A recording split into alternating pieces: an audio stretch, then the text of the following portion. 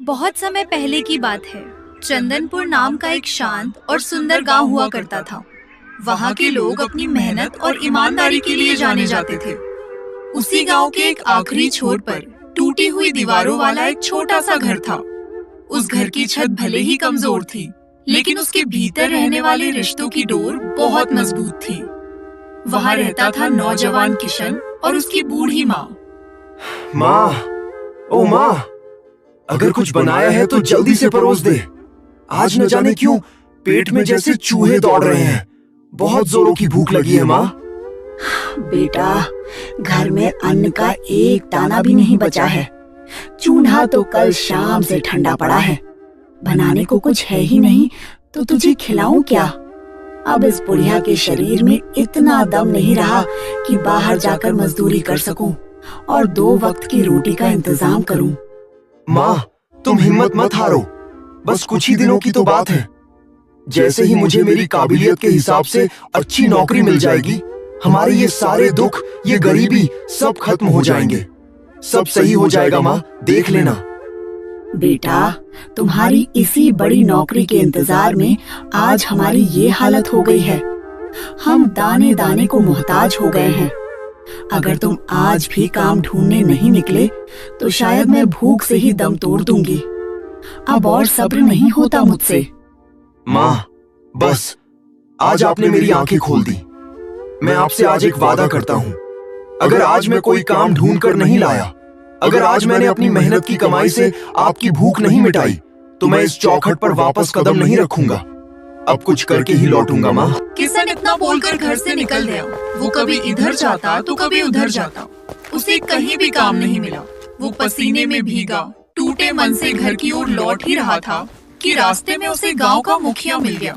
मुखिया कहने को तो गांव का रक्षक था, लेकिन असल में वो बेहद कंजूस और कपटी स्वभाव का इंसान था। अरे किशन बेटा, क्या हुआ? मुंह क्यों लटका रखा है?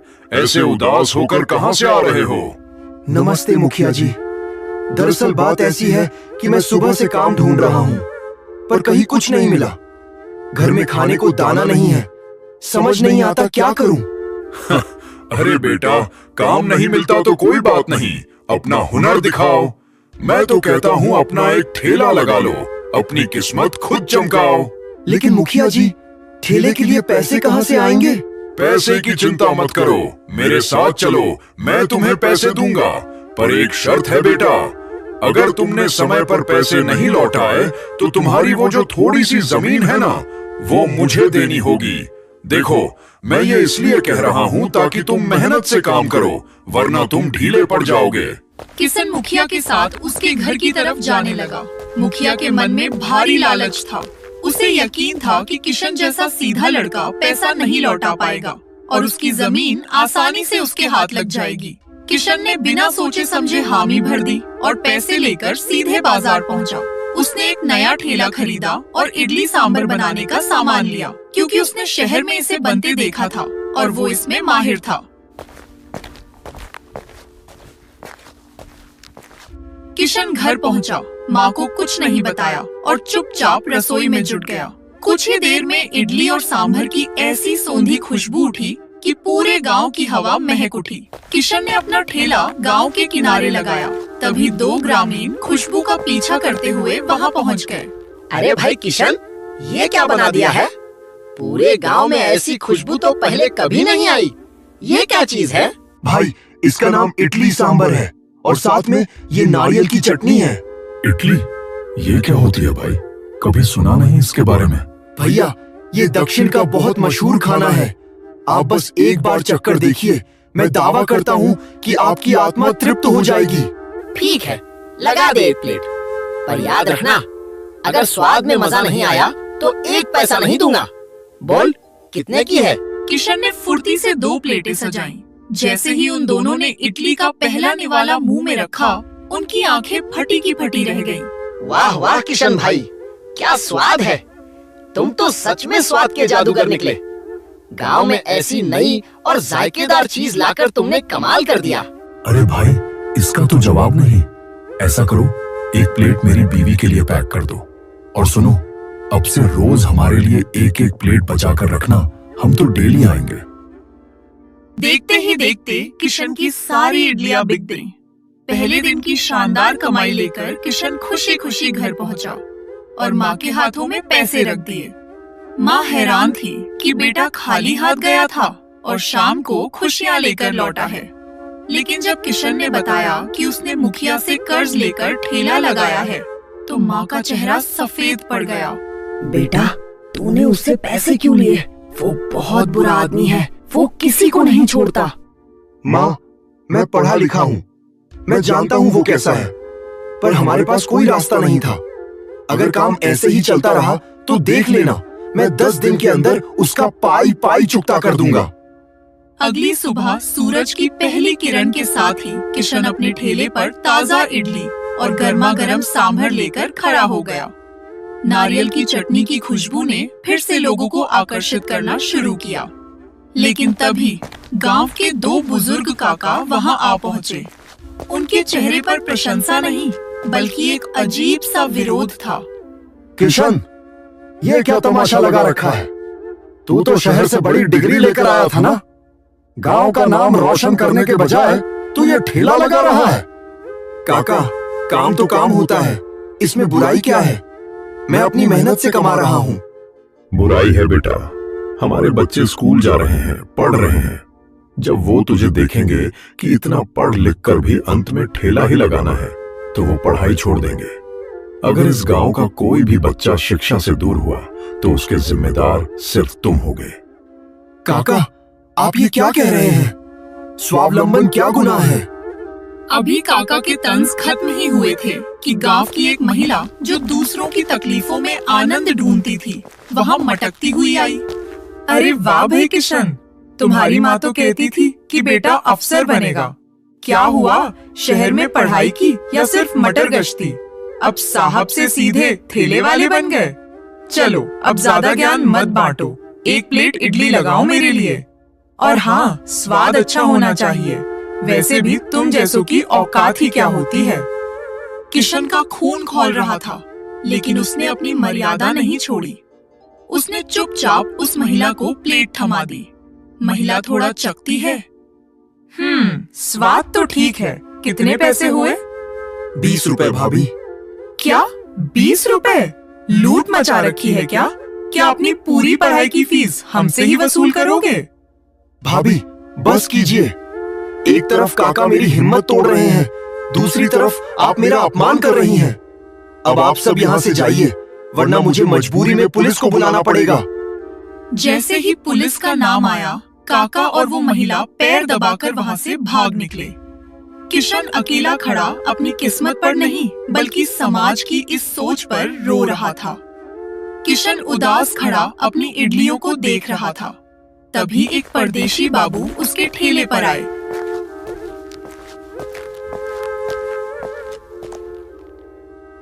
भाई, इस छोटे से गांव में ऐसी लाजवाब खुशबू, ये इडली तुम बना रहे हो?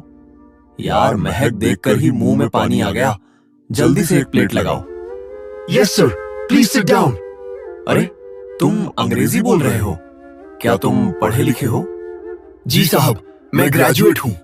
हैरानी की बात है, क्या तुम मेरे यहाँ शहर में काम करोगे? मुझे तुम जैसे काबिल लड़के की जरूरत है। नो सर, मैं अब किसी की नौकरी नहीं करूंगा। मैं यहाँ अपनी खुद की पहचान बनाना चाहता हूँ। वाह, तुम्हारी सोच को सलाम है। चलो, अब खिलाओ अपने हाथ का जादू।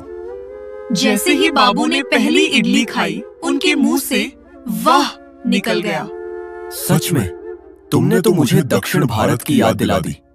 बहुत जल्द मैं अपने दोस्तों को यहाँ लेकर आऊंगा। कितने पैसे हुए? सिर्फ 20 रुपए साहब। ये लो, 100 रुपए। 20 रुपए तुम्हारी प्लेट के और 80 रुपए तुम्हारे बोलने के अंदाज, तुम्हारी शिक्षा और तुम्हारे इस अटूट हुनर के लिए। इसे मना मत करना।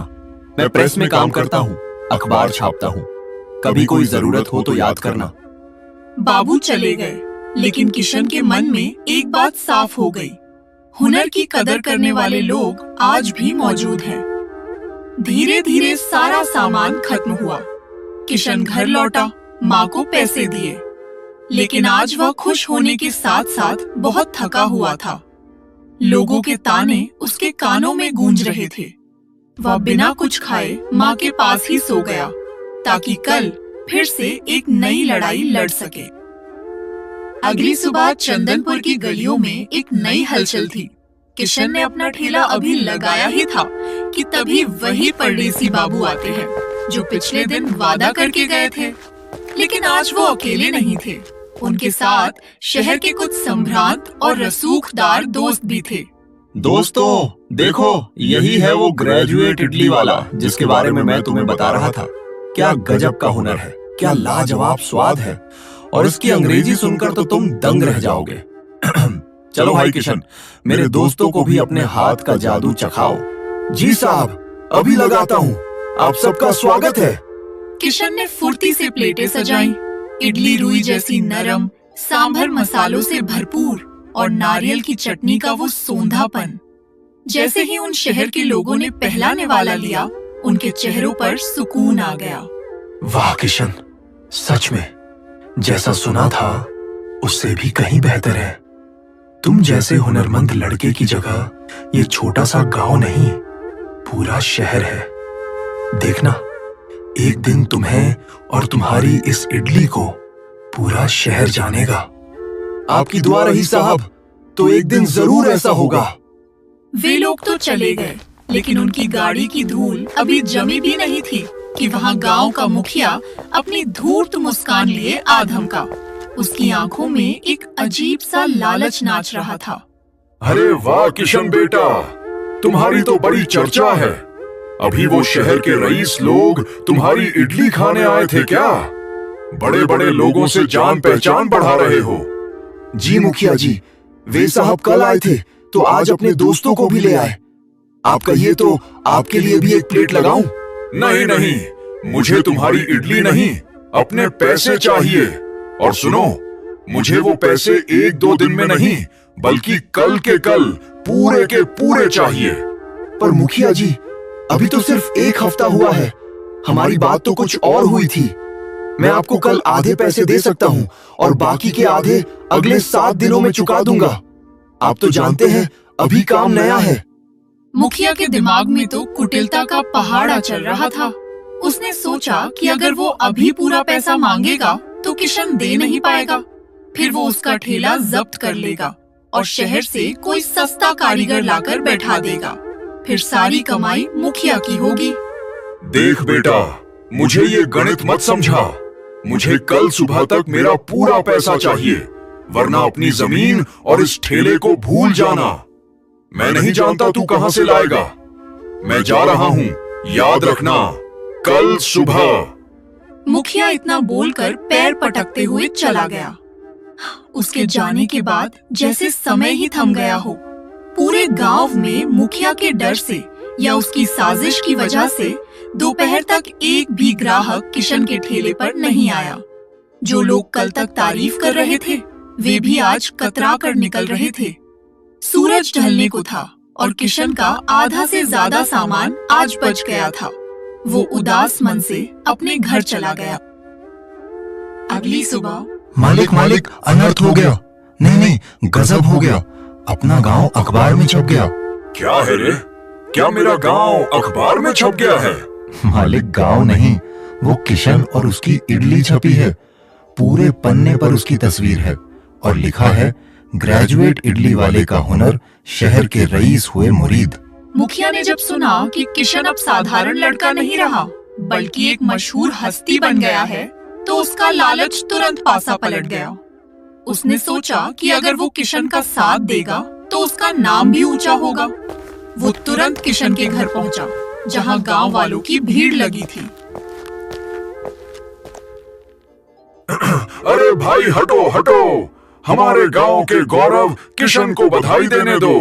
किशन बेटा, मैंने तो कल सिर्फ तुम्हारी परीक्षा ली थी ताकि तुम मेहनत करना ना छोड़ो। पर मुखिया जी, आपके पैसे? अरे कौन से पैसे? अपना कर्जा जब मन करे तब देना बेटा, उसकी कोई जल्दी नहीं है। पर मेरी एक ही शर्त है, तुम्हारी दुकान अब गांव के किनारे नहीं, बल्कि गांव के बीचों बीच मुख्य चौक पर खुलेगी और हर रोज खुलेगी। क्यों गांव वालों, सही कहा ना? हाँ मुखिया जी, किशन ने तो हमारे चंदनपुर का नाम पूरे जिले में रोशन कर दिया। तो दोस्तों क्या सीखें? कोई भी काम छोटा या बड़ा नहीं होता। छोटा या बड़ा उसे करने वाला इंसान और उसकी सोच होती है। अगर आपके पास हुनर है और आप ईमानदारी से मेहनत करते हैं तो दुनिया की कोई भी ताकत आपको सफल होने से नहीं रोक सकती। का एक छोटा और खूबसूरत गांव, जहां के लोग जितने सीधे साधे थे उतने ही खाने पीने के शौकीन भी। यहाँ के किसान सुबह उठकर खेतों में जी तोड़ मेहनत करते और शाम को अपनी गाढ़ी कमाई से घर के लिए अच्छी अच्छी चीजें और पकवान लेकर लौटते। हर घर में खुशहाली थी। लेकिन इसी गांव के किनारे एक छोटी सी कुटिया थी जिसमें रहता था हरिया और उसकी पत्नी मालती। गांव के बाकी लोगों से उलट हरिया बेहद कामचोर और आलसी स्वभाव का था। जब दुनिया काम करके थक जाती तब हरिया दोपहर को सोकर उठता। वो बाजारों में घूमता, खाने पीने की दुकानों पर जाता, लेकिन दुकानदार उसे भगा देते क्योंकि वो खा तो लेता था पर पैसे कभी नहीं देता था। हमेशा कोई ना कोई बहाना बना देता। रोज की तरह आज भी वो माखन के मशहूर ढाबे पर पहुंचा जहां ताजा फिश करी और चावल की खुशबू हवा में तैर रही थी। अरे माखनलाल भैया, क्या बताऊं, बड़ी आफत आ गई है। घर पर अचानक मेहमान आ गए हैं। जेब में एक फूटी कौड़ी नहीं है, पर घर पर पैसे रखे हैं। अब क्या करूं? मेरी तो बुद्धि काम नहीं कर रही है। एक काम करो भैया, बदले में चाहे मुझसे अपने बर्तन धुलवा लो, मेरे से कपड़े साफ करवा लो या अपने खेतों में काम करवा लो, बस एक प्लेट फिश करी दे दो। ए हरिया, ये नाटक किसी और को दिखाना। ना तो मुझे तुझसे बर्तन धुलवाने हैं, ना मेरे पास इतने फालतू कपड़े हैं, और ना ही मेरा कोई खेत है। सीधा सा हिसाब है, पैसे फेंको और तमाशा देखो। पैसे दोगे तो खाना मिलेगा, वरना रास्ता नापो। देख ले ऊपर वाले, आज एक गरीब तेरे बंदे के सामने हाथ फैला रहा है, पर इन अमीरों का दिल नहीं पिघल रहा। ये धन दौलत यही रह जाएगी, कोई ऊपर साथ लेकर नहीं जाएगा। माखन, अगर आज तूने इस गरीब को खाना नहीं दिया तो मेरा ये दिल दुखेगा, और इसका इंसाफ ऊपर वाला जरूर करेगा। हरिया भले ही कामचोर था, लेकिन अपनी पत्नी मालती से बहुत प्यार करता था। वो किसी भी तरह कोई भी तिकड़म भिड़ाकर मालती के लिए खाना जुगाड़ ही लेता था। आज भी वो माखन को अपनी बातों में फंसाकर खाना लेकर घर पहुंचा। मालती, देख आज तेरे लिए क्या लाया हूँ। गर्मा गर्म फिश करी और चावल, जल्दी से खा ले। बस हरिया बस, इन रोज रोज के बहानों और भीख के खाने से मेरा घर नहीं चलेगा। मुझे सूखी रोटी मंजूर है, लेकिन सम्मान की। खाना तो जानवर भी कहीं ना कहीं से ढूंढ ही लेता है, पर इंसानों जैसी सुख सुविधाओं का क्या? कल को जब हमारे बच्चे होंगे तो उनके भविष्य के लिए क्या करोगे? उन्हें क्या खिलाओगे? अरे भाग्यवान, तुम चिंता क्यों करती हो? उसका भी कोई न कोई इंतजाम मैं कर ही लूंगा। अचानक बाहर भारी कदमों और लाठियों की आवाज आती है। जमींदार अपने दो तगड़े लठैतों के साथ खड़ा है। ए हरिया, बाहर निकल, कहाँ छुपा बैठा है कामचोर? बाहर और कोई नहीं बल्कि गांव का रसूखदार जमींदार आया था, जिससे हरिया ने पैसे उधार लिए थे। आवाज सुनते ही हरिया और मालती सहम कर बाहर आए। बहुत दिन गुजर गए हरिया, आज मुझे मेरा पूरा पैसा वापस चाहिए। अगर आज पैसे नहीं मिले तो अपनी ये झोपड़ी खाली कर दे। मालिक, आप इतने बड़े रईस होकर मुझ जैसे एक गरीब की छोटी सी कुटिया छीनते हुए आपको दया नहीं आती? दया? अरे शर्म तो तुझे आनी चाहिए। मुझ जैसा जमींदार होने के बाद भी मैंने तुझे 2 महीने की मोहलत दी, लेकिन तू तो ढीठ है। जमींदार साहब, रहम कीजिए। मैं मानती हूँ कि मेरा पति कामचोर है, लेकिन अगर आप हमसे हमारा ये आशियाना छीन लेंगे तो हम इस धूप और बरसात में कहाँ जाएंगे? तो फिर ऐसे निकम्मे का साथ छोड़ क्यों नहीं देती? मेरे घर चल, वहाँ आराम से रानी बनकर रहना। जमींदार साहब, अपनी जुबान संभाल कर बात कीजिए। मेरा पति चाहे जैसा भी हो, कामचोर हो या नाकारा, लेकिन उसने मुझे कभी भूखा नहीं सोने दिया। वो मेरा सुहाग है और मैं उसके साथ हर हाल में खुश हूँ। अपनी हद में रहिए। मालती की बात सुनकर हरिया के भीतर का सोया हुआ मर्द और स्वाभिमान जाग उठता है। उसकी आंखों में आंसू हैं, पर चेहरा दृढ़ है। जमींदार साहब, बस बहुत हुआ। मुझे सिर्फ 1 हफ्ते का वक्त दीजिए। आज से ठीक 7वें दिन सोमवार को मैं आपका एक एक पैसा चुका दूंगा, और अगर मैं ऐसा नहीं कर पाया तो मैं खुद अपनी मर्जी से ये घर छोड़कर चला जाऊंगा। यह एक पति का वादा है। मैं अपनी पत्नी मालती की कसम खाकर कहता हूँ। ठीक है, तेरी पत्नी की कसम पर मुझे भरोसा है। मैं अगले सोमवार को आऊंगा। अगर पैसे नहीं मिले तो अंजाम भुगतने के लिए तैयार रहना।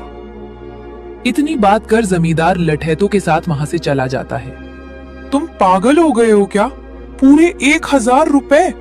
इस महंगाई के जमाने में जहां दिन रात एक करने पर भी इंसान दिन का मुश्किल से 50 रुपए कमा पाता है, तुम 7 दिनों में 1000 रुपए कहां से लाओगे? क्यों खा ली मेरी झूठी कसम? नहीं मालती, ये झूठी कसम नहीं है। आज तुमने मेरी आंखें खोल दी। तुमने एक निकम्मे पति का मान रखा है। अब ये हरिया अपनी जान लगा देगा, पर तुम्हारा सिर झुकने नहीं देगा। तुम घर के अंदर जाओ, मैं कुछ न कुछ करके ही लौटूंगा। अपनी पत्नी मालती की कसम खाकर हरिया घर से तो निकल पड़ा, लेकिन रास्ता आसान नहीं था। जो इंसान जिंदगी भर कामचोर रहा हो, उसे गांव में कोई आसानी से काम देने को तैयार नहीं था। वो सुबह से शाम तक कई दरवाजों पर गया, लोगों के आगे हाथ जोड़े, लेकिन हर जगह से उसे दुत्कार और नाकामी ही हाथ लगी। भगवान, सूरज ढलने को आया, दूसरी शाम भी होने वाली है, पर हाथ में एक नया पैसा नहीं आया। अगर ऐसे ही खाली हाथ घर लौटा तो जमींदार के सामने मालती का सिर झुक जाएगा। मैं ऐसा नहीं होने दे सकता, पर करूं तो क्या करूं? हरिया चलते चलते गांव से काफी दूर निकल आया था। तभी रास्ते में उसे एक पेड़ के नीचे बैठे एक बुजुर्ग काका दिखाई दिए। उनके चेहरे पर गहरी चिंता और उदासी थी। किसी परेशान बुजुर्ग को देखकर हरिया से रहा नहीं गया और वो उनके पास पहुंचा। प्रणाम काका, क्या हुआ? आप इतने परेशान क्यों बैठे हैं? कोई समस्या आ गई है क्या? आप इस उम्र में यहाँ अकेले क्यों हैं? क्या बताऊं बेटा, ऊपर वाले ने मुझे सब कुछ दिया है।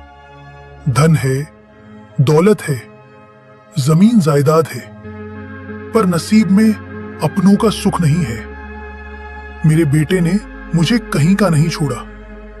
वो सब कुछ छोड़कर शहर चला गया और आज तक पलटकर वापस नहीं आया। इस बड़ी संपत्ति का मैं अकेले क्या करूं? काका ने अपनी व्यथा सुनाई, लेकिन तभी उनकी नजर हरिया के मुरझाए हुए चेहरे पर पड़ी। मैं तो अपनी किस्मत को रो रहा हूं बेटा, पर तुम भी बहुत उदास लग रहे हो। तुम्हारी आंखों में ये कैसी बेबसी है? तुम्हें क्या परेशानी है? काका, मैं पिछले 2 दिनों से काम की तलाश में भटक रहा हूँ। मुझे 7 दिनों के भीतर एक बहुत बड़ा कर्ज चुकाना है, वरना मेरा आशियाना छिन जाएगा। पर कोई मुझे काम देने को तैयार ही नहीं है। बेटा, खाली पेट और उदास मन से कभी कोई रास्ता नहीं सूझता। पहले तुम मेरे घर चलो, कुछ खाओ पियो, फिर शांत दिमाग से आगे का रास्ता सोचेंगे। काका हरिया को अपने घर ले आए और बड़े प्यार से उसके सामने गर्मा गर्म फिश पकौड़े की एक प्लेट लाकर रख दी। भूख से बेहाल हरिया ने जैसे ही पहला पकौड़ा मुंह में रखा, वो दंग रह गया। वाह काका, लाजवाब! ऐसा स्वाद, ऐसा जायका तो मैंने आज तक पूरे छत्तीसगढ़ में कहीं नहीं चखा। काका, आप सच सच बताइए, आप पहले कहीं बावर्ची का काम करते थे क्या? हाँ बेटा, बहुत साल पहले मैं हैदराबाद के एक बहुत बड़े और मशहूर रेस्टोरेंट में हेड शेफ था। वहां के बड़े बड़े लोग मेरे हाथ के बने खाने के दीवाने थे। तभी तो काका, आपके हाथों में तो साक्षात जादू है। काका, अगर आप बुरा ना माने तो क्या आप इस मुसीबत के वक्त में मेरी एक छोटी सी मदद करेंगे? बोलो बेटा, अगर मेरे बस में हुआ तो मैं जरूर करूंगा। काका, क्यों ना हम एक काम करें? अगर आप मुझे इसी तरह के स्वादिष्ट फिश पकौड़े बनाकर दे दें और मैं इसका एक ठेला लगाऊं, तो कैसा रहेगा? अरे, ये तो बहुत ही शानदार विचार है बेटा। मेरे पास एक पुराना ठेला रखा है, तुम उसे ले लो। कल सुबह तुम बाजार से ताजा मछलियां लेकर सीधे मेरे पास आ जाना। मैं पकोड़ों का मसाला और बैटर तैयार रखूंगा। तुम ठेला ले जाकर गांव के किनारे लगाना। दुकान चली तो बहुत बढ़िया, नहीं चली तो कोई दूसरा रास्ता देखेंगे। काका से रास्ता मिलने के बाद हरिया के हौसले बुलंद हो चुके थे। वो सीधा अपने घर पहुंचा। मालती उदास बैठी उसका इंतजार कर रही थी, लेकिन हरिया ने बिना कुछ बोले चुपचाप सो जाना ही सही समझा, क्योंकि वो अपनी मेहनत से सीधे नतीजे दिखाना चाहता था। अगली सुबह जब गांव सो रहा था, हरिया उठकर सीधे बाजार पहुंचा। उसने अपनी बची कुची जमा पूंजी से नया सामान, कुछ जरूरत की चीजें और ताजा मछलियां खरीदी और सीधा काका के घर पहुंच गया। काका ने फुर्ती से मछलियों को अच्छी तरह धोया, उन्हें सही आकार में काटा और अपने सीक्रेट मसालों वाले बेसन के घोल में डुबोकर खौलते तेल में डाल दिया। कुछ ही मिनटों में गर्मा गर्म कुरकुरे फिश पकौड़े बनकर तैयार हो गए। हरिया ने सारे सामान को ठेले पर लादा, काका का आशीर्वाद लिया और गांव के मुहाने पर जहां से लोग गुजरते थे वहां अपनी दुकान लगा दी। देखते ही देखते 2 औरत उसके ठेले पर आईं। अरे भाई, ये क्या बेच रहे हो? फिश करी चावल, फिश फ्राई, ये सब तो बहुत सुना और खाया था, पर ये फिश पकौड़े तो हम पहली बार देख रहे हैं। हाँ बहन, बात तो सही कह रही हो, पर खुशबू तो इतनी लाजवाब है कि मुंह में पानी आ रहा है। अरे भाभी जी, सिर्फ खुशबू ही नहीं, जब इसके साथ ये तीखी वाली हरी चटनी लगाकर खाओगी ना, तब इसका असली स्वाद पता चलेगा। एक बार चक्कर तो देखिए। अच्छा, ज्यादा तारीफ मत करो। अब बातें बंद करो और जल्दी से हम दोनों के लिए एक एक प्लेट फटाफट लगा दो। हरिया दोनों को प्लेट देता है। दोनों महिलाएं जैसे ही पहला पकौड़ा मुंह में डालती हैं, उनकी आंखें खुशी से बड़ी हो जाती। भैया, क्या गजब का स्वाद है।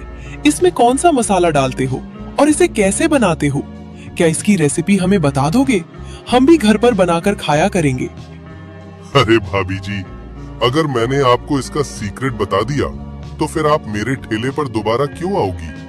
और अगर आप आओगी नहीं तो फिर आपसे बातें कैसे होंगी? इसलिए रेसिपी का सीक्रेट भूल जाइए भाभी जी। मैं तो बस इसे बेचता हूँ, बनाता कोई और है। चलो, कोई बात नहीं। बड़े सयाने हो तुम। पैसे लो और हमारा एक प्लेट और पैक कर दो। देखते ही देखते उन महिलाओं से सुनकर गांव के और भी लोग वहां जुटने लगे। जिसने भी एक बार हरिया के फिश पकौड़े चखे, वो उसका दीवाना हो गया। धीरे धीरे शाम ढलने लगी और कुछ ही घंटों में हरिया के सारे फिश पकौड़े बिक गए। कड़ाही और बर्तन पूरी तरह खाली हो चुके थे। हरिया की जेब आज पहली बार ईमानदारी की कमाई से भरी थी। अपनी पहली कमाई लेकर हरिया सीधा बुजुर्ग काका के घर पहुंचा। उसके चेहरे पर एक अलग ही सुकून और चमक थी। काका, ये लीजिए आज की पूरी कमाई। आपकी वजह से आज मेरा पहला दिन बहुत शानदार रहा। सारे पकौड़े बिक गए। ये पैसे रखिए काका। नहीं बेटा, इन पैसों को तुम अपने पास रखो। मेरे पास पहले से ही बहुत धन दौलत है। मैं इस उम्र में इन पैसों का क्या करूंगा? तुम्हें इस वक्त इनकी सबसे ज्यादा जरूरत है। घर जाओ और अपनी पत्नी की कसम पूरी करो। काका, आपका ये एहसान मैं जिंदगी भर नहीं भूलूंगा। आपने मुझे एक नया जीवन दिया है। आपका बहुत बहुत धन्यवाद काका। तो क्या मैं कल सुबह फिर आ जाऊं? हाँ बेटा, बिल्कुल। कल सुबह फिर आना। मैं तुम्हारा इंतजार करूंगा। दिन गुजरते गए और हरिया की मेहनत रंग लाने लगी। अब वो पुराना आलसी हरिया नहीं रहा था, बल्कि सुबह की पहली किरण के साथ उठकर काम पर निकल जाता। बुजुर्ग काका के हाथ का स्वाद और हरिया की ईमानदारी ने पूरे गांव में तहलका मचा दिया था। धीरे धीरे हरिया की जेब में जमींदार का कर्ज चुकाने लायक पैसे जमा होने लगे। देखते ही देखते सोमवार का वो दिन भी आ गया जिसका वादा हरिया ने किया था। हरिया अपने ठेले पर ग्राहकों को पकौड़े परोस रहा था। तभी वहां गांव का वही रुआबदार जमींदार आ धमका। हे हरिया, आज सोमवार है, 7 दिन पूरे हो गए। मेरा 1000 रुपया कहाँ है? या फिर आज अपनी उस झोपड़ी से हाथ धोने का इरादा है? जमींदार हरिया को डांट ही रहा था कि तभी उसकी नाक में गर्मा गर्म फिश पकौड़ों की वो लाजवाब खुशबू गई। खुशबू इतनी बेमिसाल थी कि गुस्से से तमतमाया जमींदार भी अपनी लार नहीं रोक पाया। अरे ये कैसी खुशबू है? पूरे गांव में इसकी चर्चा हो रही है। ला, पहले मुझे भी एक प्लेट चखा, देखूं तो सही तू ऐसा क्या बेच रहा है। हरिया ने मुस्कुराते हुए बड़े आदर से एक प्लेट सजाकर जमींदार के हाथ में दे दी। जमींदार ने जैसे ही पहला कड़क और कुरकुरा पकौड़ा मुंह में रखा, उसकी आंखें खुली की खुली रह गईं। उसका गुस्सा पल भर में गायब हो गया। वाह हरिया, ये तो सचमुच कमाल है। ऐसा स्वाद मैंने आज तक नहीं चखा। सुन, पैसों की कोई जल्दी नहीं है, तू पैसे मुझे बाद में आराम से दे देना, लेकिन एक शर्त है, रोज मेरे घर के लिए ये फिश पकोड़े तैयार करके रखना। नहीं जमींदार साहब, मैंने अपनी पत्नी मालती की कसम खाई थी कि आज सोमवार को आपका पूरा कर्ज चुका दूंगा। एक पति अपनी पत्नी की कसम कभी झूठी नहीं होने दे सकता। ये लीजिए आपके पूरे पैसे। हरिया, तेरी इस मेहनत और ईमानदारी ने आज मेरा दिल जीत लिया। चल, तू इतना कह रहा है तो मैं इस पैसे का ब्याज छोड़ देता हूँ, सिर्फ मूलधन ही दे दे। आज से तू कर्ज से बिल्कुल आजाद है। जमींदार पैसे लेकर मुस्कुराते हुए वहां से चला गया। दूर खड़ी मालती ये सब देख रही थी। उसकी आंखों में खुशी और गर्व के आंसू थे। जिस पति को लोग कभी नाकारा कहते थे, आज उसने अपनी मेहनत से अपनी किस्मत बदल दी थी। हरिया और मालती ने दूर खड़े बुजुर्ग काका को हाथ जोड़कर प्रणाम किया, जिनकी वजह से ये सब मुमकिन हो पाया था।